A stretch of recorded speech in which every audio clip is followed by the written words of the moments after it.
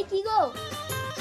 ছি বাবা, মা মারা গেছে বলে এই বয়সে ছেলে বৌমা থাকতে তুমি আরেকটা বিয়ে করে আসলে। তোরা তো আমাকে দেখিস না, এই বয়সে আমাকে কে দেখবে? এবার তোমার একটা সৎ ভাই হবে, তারপরে এই সব কিছুর ভাগ হবে। আমি বাবা এই বাড়িতে আর থাকবো না। বিলকি দাঁড়াও বাবা, তুমি এক্ষুনি ওকে বিদায় করো।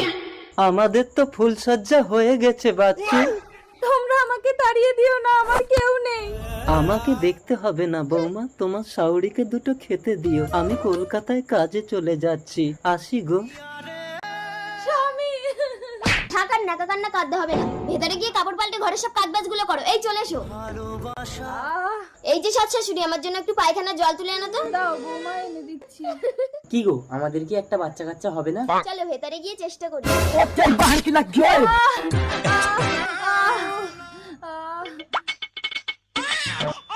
ছেলে হয়েছে, কিন্তু দুঃখিত বাচ্চার মাকে বাঁচানো যায়নি।